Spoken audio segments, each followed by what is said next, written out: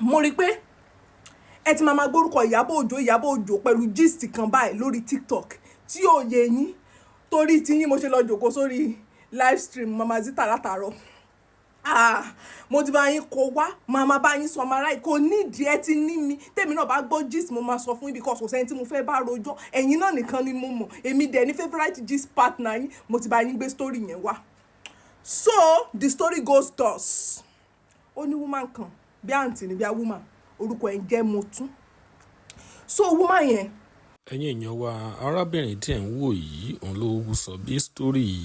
Ìyábọ̀ Òjó àti arábìnrin Motun ọ̀hún bí ó ṣe rí fún ẹ̀yin tí ò ti gbọ́ nípa rẹ̀ ẹ wá gbọ́ gbogbo bí story ọ̀hún bí ó ṣe lọ ẹ̀yin èèyàn wa òpòrò kágbọ̀n ẹ jẹ́ ká gbọ́ nǹkan tí ó sọ. Ó ní ọjọ́ kan tí woman jẹ́ ń bẹ̀rẹ̀ dáadáa kó lè yín that lady on the platform tiẹ̀ tó kọ́ àwọn èèyàn sí you know this TikTok platform. So ó ní ọjọ́ kan Ìyábọ̀ Òjó náà wá sí platform yẹn. So everybody read Ìyábọ̀ Òjó ní platform yẹn ẹ mọ orúkọ báyìí. So wọ́n wá sí fan group as in ẹ mọ àwọn group Ìyábọ̀ Òjó fan group àwọn group tó máa ń ṣí lọ bá ṣí WhatsApp group ní àǹtí Motun ìbá rọ àwọn èèyàn sínú group yẹn èrò pọ̀ most of the people all of the people tó wà ní group yẹn they join that group because of the love tọ́ni sí Queen Mother Ìyábọ̀ Òjó. Nígbà táwọn ti wá rí pé èrò orí group ti pọ̀ ló bá sọ pé òun ṣàjọ ó kúkú sọ lóun ti ṣàjọ lóun ti bẹ̀rẹ̀ àjọ yẹn tipẹ́tipẹ́ kóun tó ṣí Ìyábọ̀ Òjó fans club wo ó lóun ti ń ṣàjọ yẹn tipẹ́ ó ṣàsọ pé òun ṣàjọ ṣé mo pé àwọn èèyàn wọnú group yẹn because of Ìyábọ̀ Òjó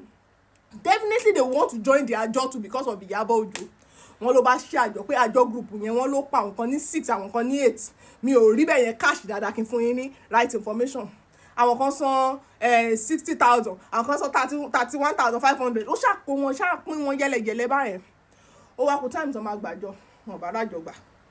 ó bá kó wọ àjọ lọ kò sanwó àjọ fún àwọn ọ̀pọ̀lọpọ̀ ọ̀nà ó wá ní woman kan ó ní gbogbo owó ilé ayé òun ló ti fi dájọ pé òun kàn expect pé kóun gbà widow ni òun ò lọ́kọ ọmọ nǹkan ló bá òun dájọ yẹn bá àwọn ọmọ òun ò lọ school wọn ò ró oúnjẹ jẹ àǹtí yóò bá fún lájọ ọ̀rọ̀ bọ́rọ̀ ṣe dé orí TikTok nìyẹn bọ́rọ̀ ṣe wá dé orí TikTok ṣé màá tí ò láìkí Ìyábọ̀ Òjó wọ́n ṣe sọ pé Ìyábọ̀ Òjó ló ṣí group o Ìyábọ̀ Òjó ló ṣe kinní o Mama Zita ṣàwá ṣe live wọ́n ṣe live lórí ọ̀rọ̀ ìyá Ìsábọ̀dù gan join live yẹn ó jí ìgbà ẹlẹ́ṣẹ̀ tó wá mọ̀ wípé even àǹtí gangan tá à ń sọ yìí àìmọye donation tó bá ti fún wọn wọ́n lọ́jọ́ kan wọ́n léèyàn kan fún ní donation bí i 200,000 pé kó pin fún 20,000 fáwọn tó wà live ó pin 2,000 fún wọn èèyàn kan náà sọ pé wọ́n sanwó wọ́n dáwó lé 280 kan fún wọn pé 70,000 lọ fún ẹni tán dáwó ó ṣàbẹ̀rẹ̀ tí ń sọ wọ́n sọ débi pé àǹtí ìtú nìkan dá 15 million fún òun ìgbé 15 million tó bá ti dá fún òun á ra tíkẹ́ẹ̀tì àwọn tí ò ráyè wo fíìmù Ìyábọ̀ Òjó tó ẹ̀ṣẹ̀ jáde mi ìtẹ̀fẹ́ mention orúkọ fíìmù yẹn síta ni mi fẹ́ mention orúkọ fíìmù yẹn because I don't want any bad publicity for that movie. So òun sọ pé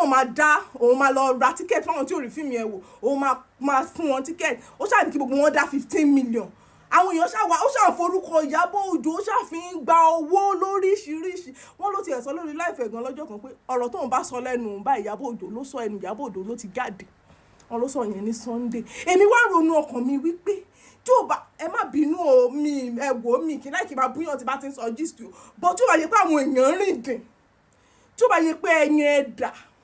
dàgìnìdàgìnì dọ̀rọ̀dọ̀rọ̀ tí ó bá yẹ pé nǹkan ṣe yín lórí ó wá sórí TikTok tó yẹ kó já yí ẹ kó ṣe fàájì kó máa lọ lí ẹ ò lọ ń dá àjọ sọ́wọ́ stranger tó ò mọ phone number stranger tó ò mọ ilé tó ń gbé stranger tó ò mọ anything ó mọ bí stranger yẹn kò bóyá olówó dání ó lọ ń dájọ́ sí ọwọ́ ẹ̀ ṣẹ́yìn lè dájọ́ sọ́wọ́ stranger àjọ ní 2026 tí èèyàn lè dáwó sí báǹkì tó lè ṣe save lock sí opay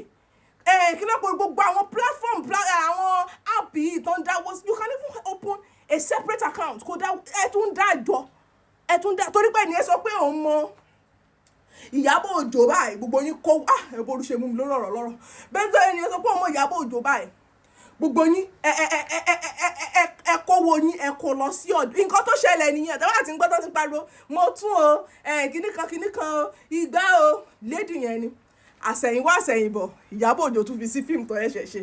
bí a tún sìn lọ́lọ́ fún àbí wọ́n sì ó tún wá fìyẹn ga pálí wọn lórí pé Ìyábọ̀ Òjó kíní kan ó bá ti wù ìwọ náà lọ máa dájọ́ torí mi mo ṣe wà báyìí mi ò kì í dájọ́ kò sí lè tó kọ́ mi pẹ̀lú àjọ dídá ẹni tẹ́ ń dájọ́ fún tí wọ́n sọ̀rọ̀ lọ́wọ́ àwọn ní kó sọ̀rọ̀ nípa àjọ àǹtí yẹn ní bátìrì fóònù òun ti kú òun ò dẹ̀ níná sí power bank that is ẹni tẹ́ ń dájọ́ fún kò ní power bank kò ní so ẹ ti máa ń pọ́nra yín léjù lórí social media yìí ẹni tí ò tó ń tó gan ọmọ máa ṣàkọ́pọ̀ òun tó ń tó ṣẹ́yìn náà ṣì ń dájọ́ ìwọ náà lè dájọ́ sọ́wọ́ stranger ó dẹ̀bẹ̀ ní gbogbo yín ò kà yín lára bó gbàgbé kí n sọ ilé ẹjẹ́ ìdẹ̀ wá bọ́ọ̀sì bọ́ọ̀bù yín lastly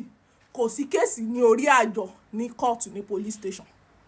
wọ́n máa sọ fún ọjọ́ wo ló máa ráyè san ni wọ́n mú yàn lọ sí ẹ̀wọ̀n torí àjọ because wọ́n believe pé stupidity yín ló jẹ́ kẹ́ ń dájọ́ sọ́wọ́ stranger ó lè ní kéèsì lórí impersonation o but ṣé ẹ rí lórí àjọ